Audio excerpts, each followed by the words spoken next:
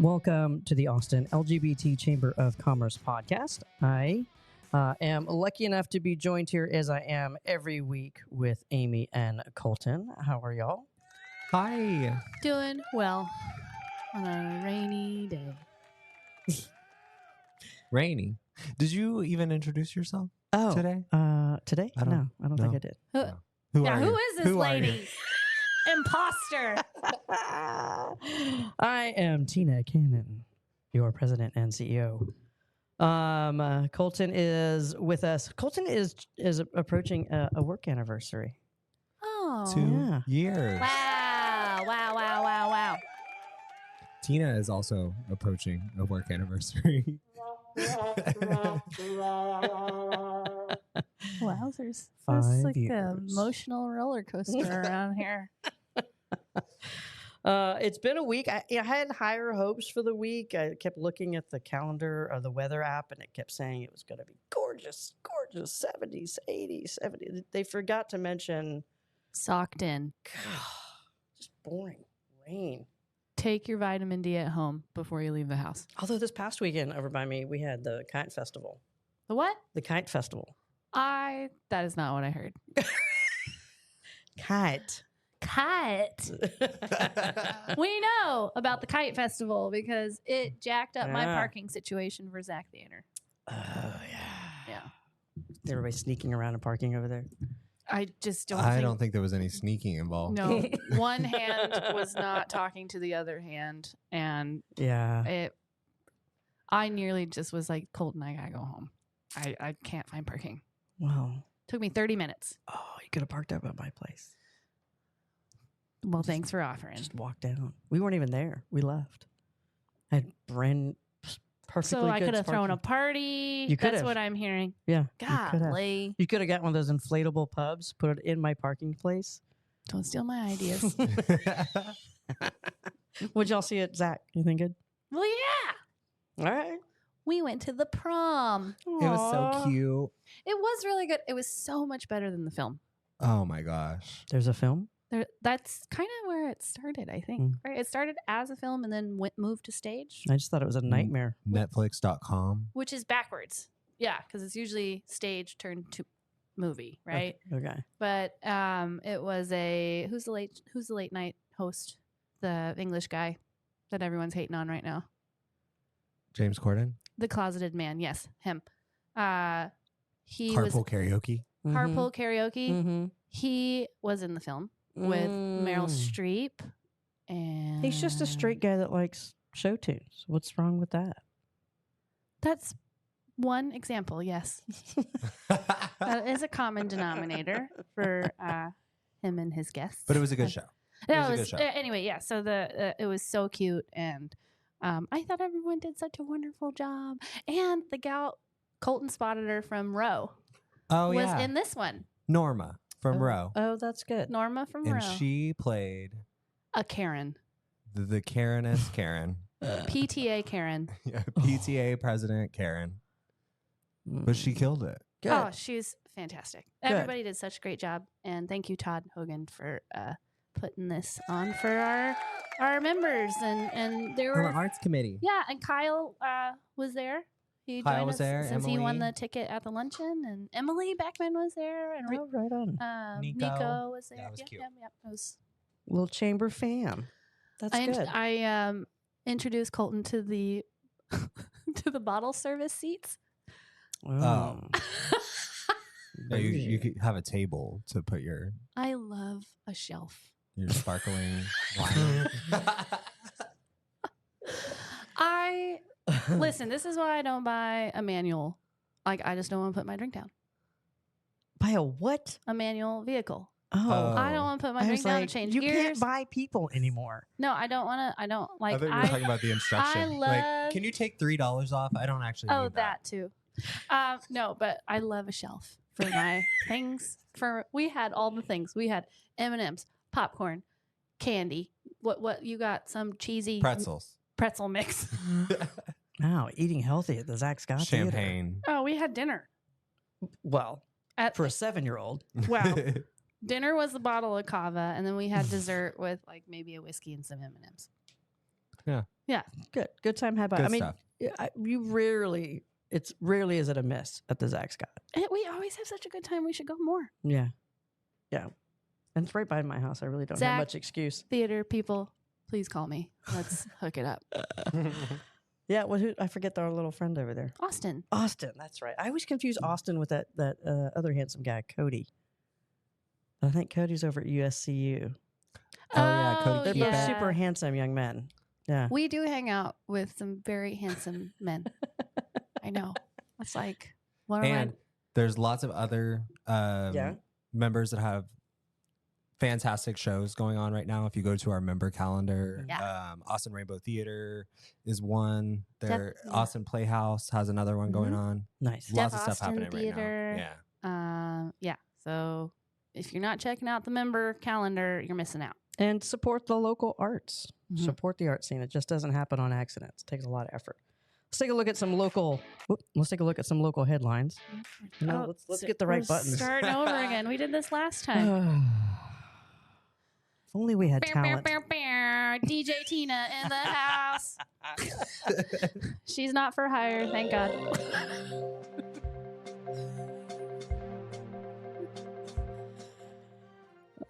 Judge has ruled that the city cannot use taxpayer money for the South Central TERS. And if you're wondering what a TERS is, hang on. The Travis County Court Judge Jessica Mangrum has ruled that the City of Austin and the developers of the Statesman Planned Unit Development, also known as a PUD, may not move forward with the funding of the development of the Lady Bird Lake project with $354 million of property taxes that they would have paid. When asked to comment on the ruling, Megan Riley, at the city's chief of litigation, said, "Well, we are disappointed in today's ruling, but very much appreciate the court's careful consideration of this complex issue. We will review the specific implications of the decision in the coming days. With that said, we do not believe the decision impacts the ability of the city to move forward with proposed zoning changes for the South Central Waterfront area." So this is the old Statesman building that is like a couple hundred acres sitting over there that has long since been waiting to be redeveloped. Council voted on it a good couple of years back. In fact, it was a completely different council than what we have today, minus a couple of members. In the idea that the developer would work with the city to include public park, would to include like an extension of Barton Springs Road through that area, would include affordable housing, would include. But knowing that they would also be paying a big tax bill, the TERS allows for portions of those tax dollars to stay on that property to be used to renovate that property. And that includes like sewer lines and just new infrastructure that would be needed to come there. So developers are like, well, this is going to change the project, right? We're not going to be able to do all these nice community feels. So what do y'all think? What do you think? Buzzkill. Serious. I don't know. The plans were so pretty. I remember seeing them a couple years ago. And I don't know. I love some green space. I guess I'm confused by how the taxes are used because I feel like if you can pump it back into the city, then... Yeah, it would designate that those taxes are earmarked basically for that parcel or that couple 100-acre parcel, meaning that the building would generate taxes. Yeah, but we're saying, like, we got dibs on this for this area, and we're going to use it for community betterment. We're going to use it for infrastructure. We're going to use it to extend the road. We're going to use it to build park-like stuff. We're going to use it to guarantee affordable housing. We're going to use it to have a say. So now if you're Joe developer, you can be like, well, that's great, but we can't do all that anymore.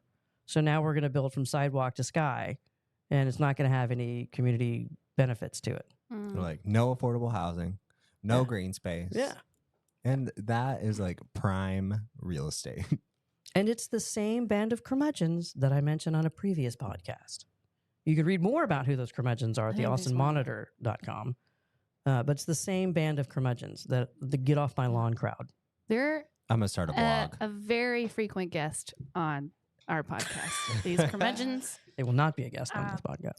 It's just sad.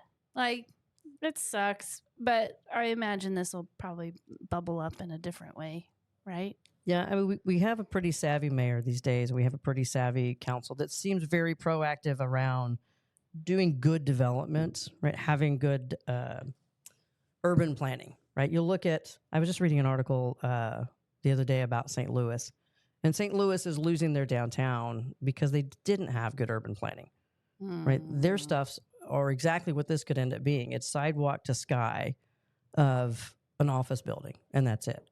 If you don't invite people into a space, if it doesn't look like an inviting space, right, it's just not a big economic boom for the area. So I don't know. I mean, this has been a long time coming. It's been talked about at council for ages. It's been voted on. Like, we're ready to move forward. We're ready to build housing, retail space, affordable retail. Like, let's just move. But these curmudgeons. An affordable downtown residential would be. I mean, there's going to be some luxury stuff. Incredible. Oh, yeah, but part of the tours requires them to have a percentage of affordable. Yeah, it's very frustrating. I have a vision of what these curmudgeons look like. They're the same ones that are trying to stop the rail. Yeah. And this is why we have political cartoonists. We know what you look like. We've seen your mug. We've seen it. We have. Stop it.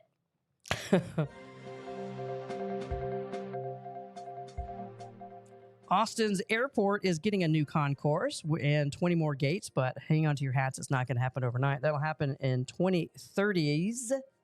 There's a multiplier on that, 2030s. Austin Bergstrom International Airport, or AUS, is gearing up to add at least 20 new gates, expanding capacity at the overcrowded airport as it struggles to serve millions of more passengers each year than it was ever designated to handle. The planned gates will be located inside the newly constructed building, temporarily dubbed Concourse B, linked to the main Barbara Jordan terminal by an underground pedestrian tunnel. It'll have moving walkways. The new concourse is not expected to welcome the public until at least 2030 at the very earliest. Over the long term, the concourse could be further expanded to accommodate up to 40 gates, more than doubling the current capacity of 34. What do we think about that airport expansion? I'm into it. I mean, long overdue. Same. Yeah. I think it's great. Also, be patient, everybody. This is for the greater good. I mean, it was small. I remember, I've been here long enough to remember the old airport over at Mueller. Oh, jeez. That looked like, if you've ever seen the movie. It's been 84 years. Yeah. Like, you could smoke in it, like, back then. Like, yeah, like, it was an old airport. But it reminded me of that Catch Me If You Can. Leonardo DiCaprio? Yeah. Yeah. It was very 60s kind of vibe airport. Yeah. It had like one People, they used to give you spoke real with gates on it. silverware. Probably, yeah, real silverware. And people would dress up to get on the plane. It was spiffy. It was spiffy. And the remaining terminal, or the remaining tower, still is there over at Mueller. But so by the time we were ready to close that down and build the new Austin Bergstrom, even during that time, the proposal was going to be too small given our growth pattern. Really? It's never going to get any smaller here. So this wasn't a surprise. Not a surprise, but it's taken a while to get the yes, and it's taken a while to get moving. Of course, the airlines are begging for it because the more gates they have, the more regular flights, the more direct flights they can run, and the better that is for business. Yeah, it sounds super exciting. I mean, when you speak to it from a construction point of view, and we've got a lot of Austin-based large construction firms. Yeah. This is great for business. I mean, it keeps the cash here, and then as people come in for our huge events, South by, ACL, F1, chamber events. What was it this past week for our luncheons? Yeah. Watch out. They're coming in droves, y'all. This is why we're having the expansion. Okay, the cat's out of the bag. It's our fault. So I'm excited to see it happen. I know there's gonna be growing pains. Like, that's par for the course. Like Bryce shared with us at the luncheon, there's none of this. Oh, I'm gonna show up an hour before my flight and drop my bag. Yeah, once that construction starts, it's going to be, because they're taking down one of the security gates, from what I understand. Well, they already have. And I think they're going to have to move things around and kind of jockey, and it's not going to be business as usual. So yeah, we have very spoiled here at our airport, because I can literally show up 30 minutes before my flight, cruise through the TSA gate, and I'm just walk on the plane. Right. That's not how it is in the rest of the country.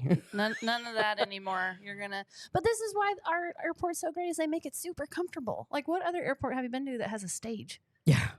live music, great local food. It's a good vibe when you get on the other side. Breakfast tacos every 10 feet. Yeah, you're not hanging out at an Incredible. Applebee's. I never, I mean, unless it's like an ungodly hour flight, like where, 5 a.m. Yeah, nothing's open Nothing's open yet, on but planet I Earth. don't mind going to the airport and hanging out and getting a cocktail and a meal and, people watching.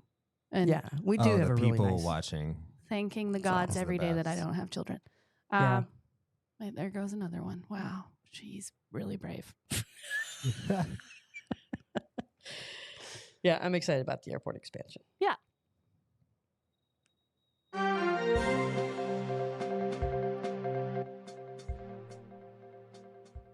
Austin-based Tesla has reportedly laid off 10% of its workforce, according to our friends at the Austin American-Statesman. Cybertrucks line the outside of the highway in southeast Austin amid new reports that Tesla is temporarily halting deliveries. This comes atop of as Tesla executive announced his resignation on Twitter on Monday. Not the executive we were hoping for.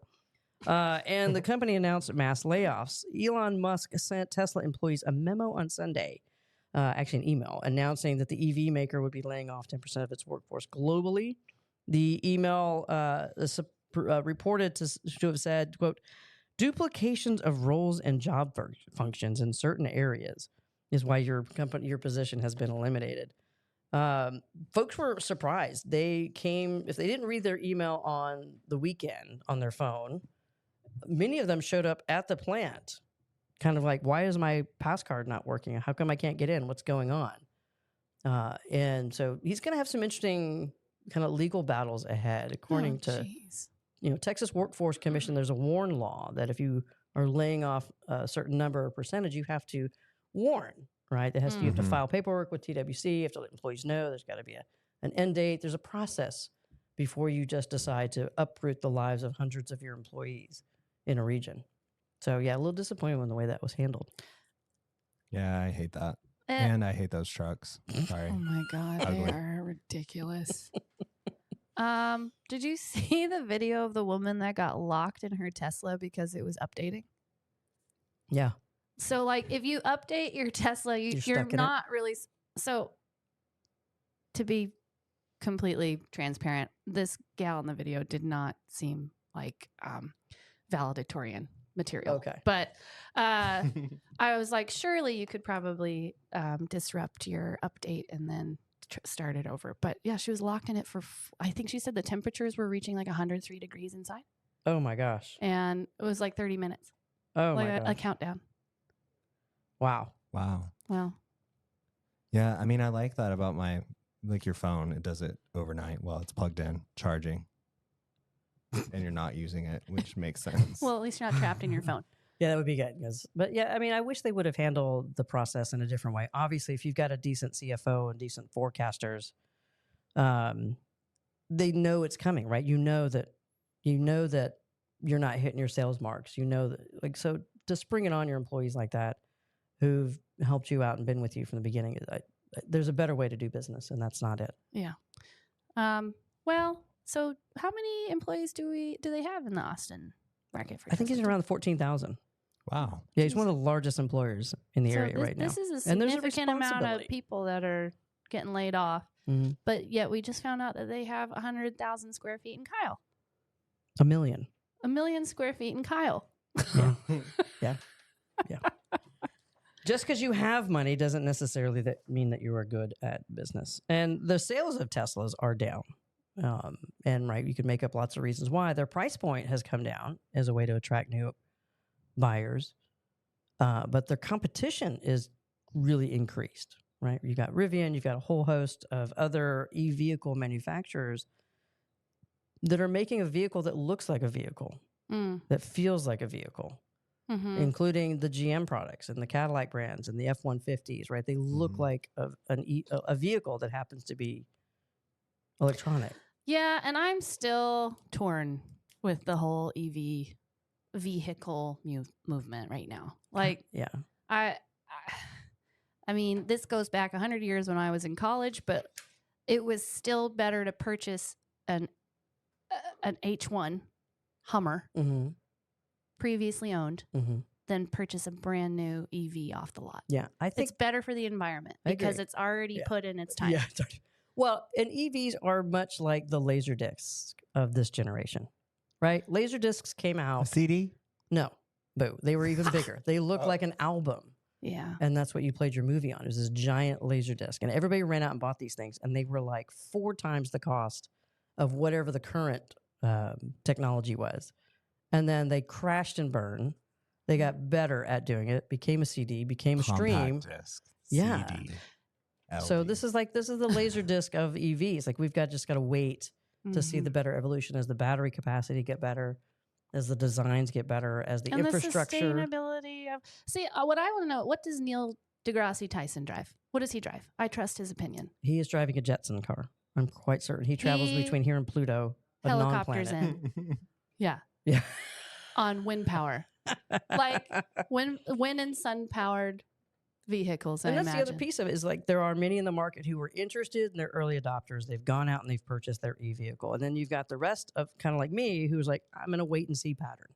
Yeah. Let me wait and see what the infrastructure looks like. Let me wait and see how the car prices come down. Let me wait and see what some of the features are, what the mileage is. Batteries getting better. Are we, is it good?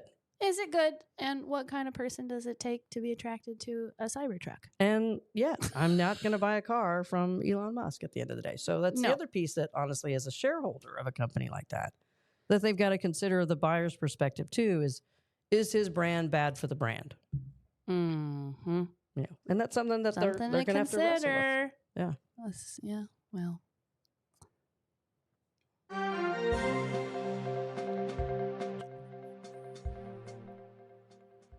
Well, as the local headlines end, we slide on into chamber news. What do we have going on at the Austin LGBT Chamber of Commerce, Mr. Colton?